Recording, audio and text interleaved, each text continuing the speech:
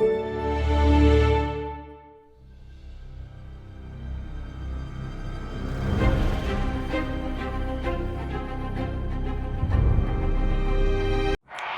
dia! Não vamos deixar de aprender nessa quarentena. Vamos fazer com que o espaço da nossa casa se transforme em um espaço de grande aprendizado. É por isso que hoje nós vamos estudar uma grande sociedade antiga, a Mesopotâmia. Há cerca de 8.000 anos atrás, as pessoas estavam deixando de viver em cavernas, de praticar com tanta intensidade a caça e a pesca, estavam então se tornando sedentárias. Isso foi possível porque a mulher, ela fez uma grande descoberta. Ela descobriu que quando a semente é lançada ao solo, ela germina, descobrindo aí a agricultura. Depois o homem começa então a domesticar animais e começa a ter casa. É o início do sedentarismo. Começa na Mesopotâmia, que em grego significa terra entre dois rios, o Tigre e o Eufrates. A região da Mesopotâmia está onde hoje nós temos no mapa a Turquia, a Síria e o Iraque. E esses dois rios desaguam, têm a sua foz no Golfo Pérsico. A região da Mesopotâmia é uma região que tem um clima agradável e que tem água abundância, graças a esses dois rios, o Tigres e o Eufrates, que está entre dois grandes desertos. Foi lá que o homem, então, começa a ser sedentário e lá eles começam a plantar, né? E dessa plantação começa, então, a ter o excedente, então sobra tempo para que surjam novas profissões, como pedreiro, sapateiro, padeiro. E também surgiu a figura do governador, né? E do exército também, porque eles precisavam de pessoas para governar, né? De leis na cidade, de regras, né? Para que tudo funcionasse melhor. E eles precisavam também de proteção. É assim que surge o exército. Com tanto desenvolvimento próximo dos rios, foram chegando pessoas de todas as partes, principalmente da Suméria. Os sumérios, eles fundaram grandes cidades na Mesopotâmia, como Uruk, Ur e Lagaste. Essas cidades eram cidades-estados independentes. Cada uma tinha suas regras, cada uma tinha sua economia, o seu governador. Elas eram independentes uma das outras. Elas não se comunicavam, né, em relação às regras. E cada cidade tinha um pátese, que significa rei, sacerdote. Ao mesmo tempo que ele era rei, ele era sacerdote também. Os sumérios, eles conseguiram desenvolver a escrita, então, eles desenvolveram, né, eles escreviam, né, eles pegavam minerais, né, e com água conseguiam fazer argila e eles escreviam com prego na argila, né, e depois deixava secar no sol. E assim eles desenvolveram, né, a primeira técnica de escrita. Eles também aperfeiçoaram, né, a agricultura e a pecuária, começaram a produzir muito alimentos, né? Eles já viviam como sedentários, então a produção de grande quantidade de alimentos gerou o que nós chamamos de excedente. Então eles começaram a trocar esses excedentes que eles tinham em fartura por algo que eles não tinham com outras sociedades, né? Com outras comunidades. Nós podemos dizer que teve aí o início do comércio, né? Então eles comercializavam, eles iam cada vez mais longe. Foi nesse período também que eles desenvolveram a roda. E a roda, gente, eles conseguiram então fazer carros com rodas de madeira que iam, né, para escoar os produtos, o excedente. E assim, então, para desenvolver ainda mais o comércio, eles tinham que contar. Então, foi lá também que eles desenvolveram, né, a matemática e eles, né, começam a contar nas falanges dos dedos, como por exemplo aqui, ó. Eles começam a contar cada falange do dedo é uma unidade. Então, 2, 3, 4, 5, 6, 7, 8, 9, 10, 11, 12. E com a outra mão, eles contavam. Se aqui tem 12, então vamos lá. 12, 24, 36, 48, 60. E através disso, então, eles começaram então a contar os produtos. O desenvolvimento do comércio fez gerar riqueza. Com a riqueza, foi possível transformar o minério de ferro em ferro, dando-lhes ótimas ferramentas para a guerra. Nesse período, era muito comum um povo querer guerrear contra outro povo, em busca de riquezas, como, por exemplo, ouro, prata e outras riquezas que tivesse no território. Muitas pessoas eram capturadas após a guerra e eram transformadas em escravos.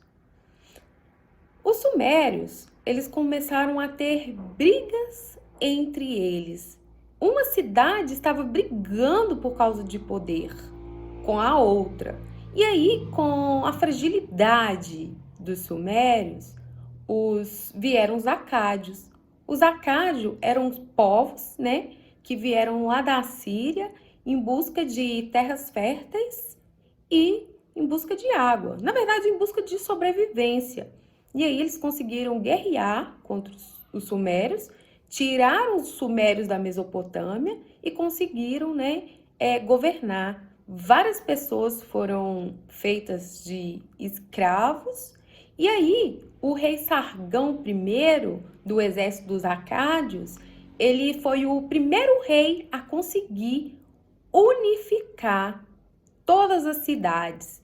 E aí, então, ou melhor, unificar significa que ele que governava, ele que mandava em todas as cidades e estados da Mesopotâmia.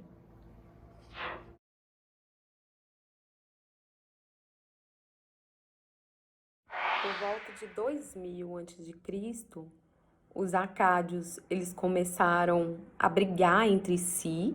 Eles quiseram dividir a cidade-estado novamente. Então, a cidade-estado, elas voltaram a ficar independentes entre si, cada uma com seu governo, com a sua economia, com suas culturas. E aí, eles ficaram com o exército muito enfraquecido. E aí, os amoritas aproveitaram, vieram e guerrearam contra os acádios. Os acádios perderam a guerra, então os amoritas tomaram posse das riquezas, tomaram posse do território e também escravizaram pessoas. Os amoritas, eles conseguiram unificar novamente a Mesopotâmia, né? Estipular um governo só no território, e eles viveram mais de 200 anos com o território da Mesopotâmia unificado. Um território unificado quer dizer um território forte, com um governo que direcionava todas as cidades. O governo Hammurabi foi o que mais se destacou entre os amoritas. Ele foi um imperador, podemos dizer um imperador, né? Porque tinha como objetivo conquistar territórios. Ele fez com que o exército, né, fosse bem treinado, bem preparado. Ele tinha um exército leal. Ele também desenvolveu muito o comércio da antiguidade. Ele fez novas conquistas, aumentou o território da Mesopotâmia.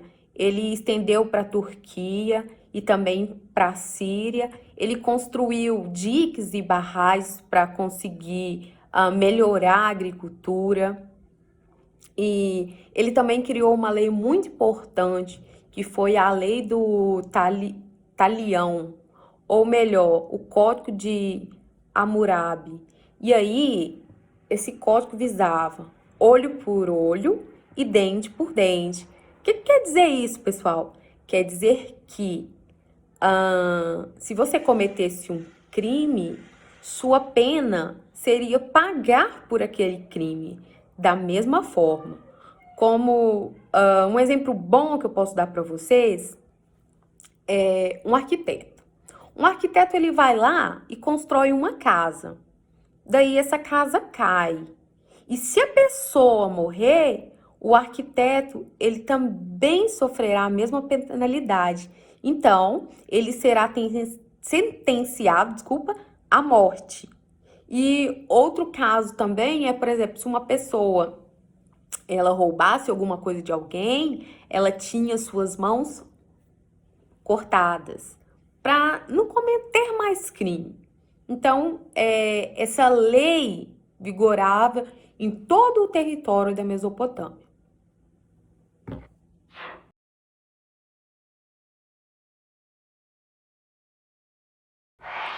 Com a morte de Hammurabi, surgiram conflitos internos entre as cidades-estados, facilitando a invasão e o controle das regiões mesopotâmicas pelos assírios.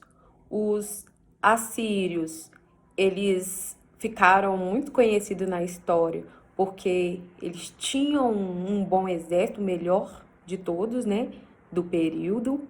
Eles tinham lanceiros, eles tinham frecheiros, eles tinham carros de guerra, eles tinham várias armas. Então, o arsenal bélico deles eram muito desenvolvido para o período.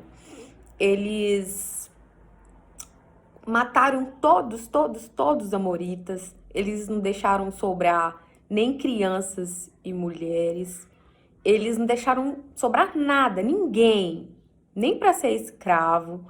E eles tinham o ritual de beber o sangue dos derrotados. E aí as pessoas que ficaram após a conquista, eles colocaram essas pessoas em praça pública, né? E aí mutilavam essas pessoas na frente de todos, na frente de todos os assírios. E então, assim, é uma forma muito cruel, né, de guerrear contra os povos em busca de riquezas. E eles conseguiram, né, expandir a Mesopotâmia. Eles conseguiram conquistar a Armênia, a Síria e também o Egito.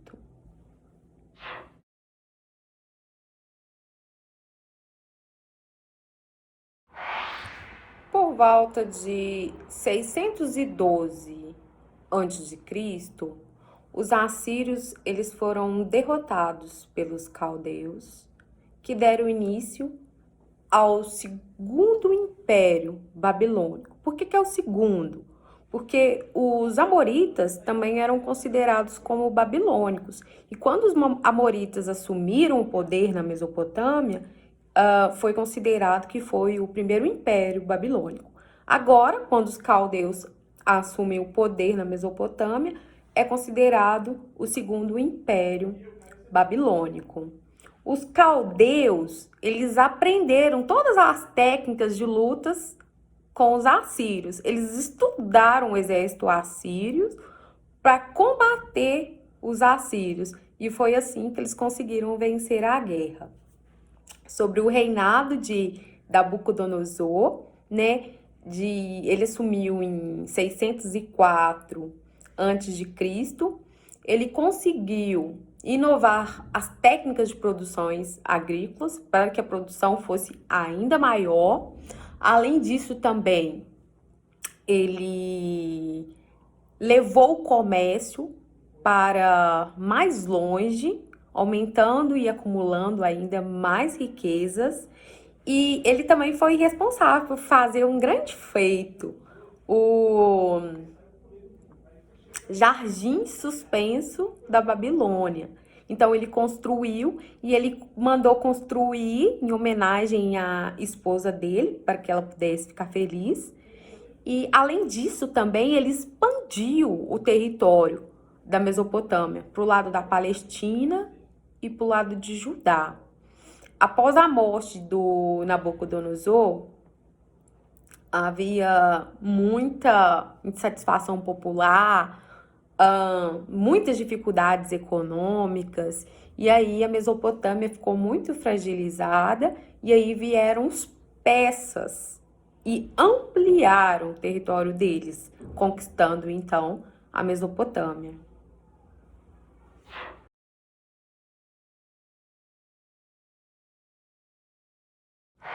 Eu tô muito feliz de estar chegando no final desse vídeo. Uma das histórias que eu mais gosto de contar, né? A história dos mesopotâmicos.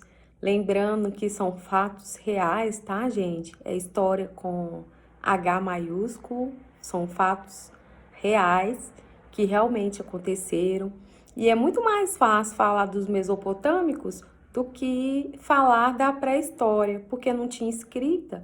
Então, nós temos muita dificuldade de resgatar a história dos pré-históricos. Agora, a partir do momento que passa a existir a escrita, já fica mais fácil, né, resgatar a história. Bom, agora eu vou falar das curiosidades da Mesopotâmia.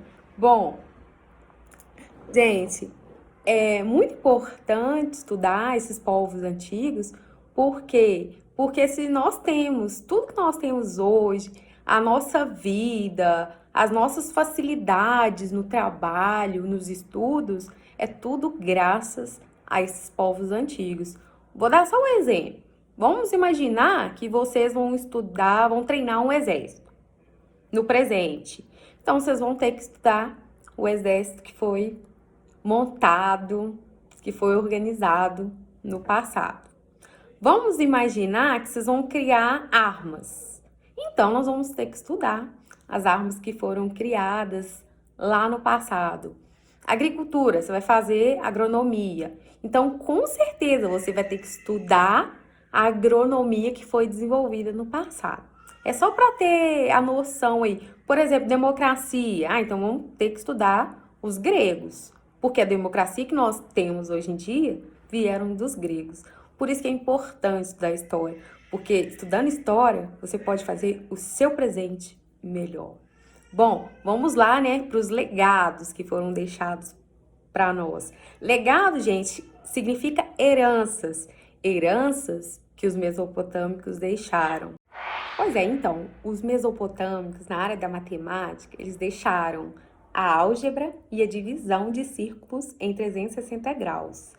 Na astronomia, eles desenvolveram o astrolábio e eles também fizeram vários estudos em relação às estrelas, os astros, o movimento dos corpos celestes, a nossa Terra. Eles achavam, gente, que a nossa Terra era estática e que quem fazia o movimento era o Sol. Mas aí hoje em dia nós já sabemos, né? Que a nossa Terra tem um movimento de rotação e de translação e que é a Terra que gira em torno do Sol. Na literatura, eles criaram poemas e narrativas para os seus deuses. Eles criaram duas obras que ficaram muito conhecidas para o mundo todo, que é a Epopeia de Gilgamesh, que conta a história de um herói imortal, e também o mito do dilúvio, no qual o herói ele constrói uma arca e nela coloca um casal, né, de cada espécie, porque o mundo seria eles iriam acabar com o mundo através de um grande dilúvio. Essa história está na Bíblia, tá, gente? E também na área da arquitetura, eles fizeram os igurates, que serviam de templos religiosos para aproximar o ser humano às divindades. E também os igurates serviam também de... tinham outras funcionalidades, serviam como hospitais, bibliotecas e celeiros. E e também servia de laboratório astronômicos.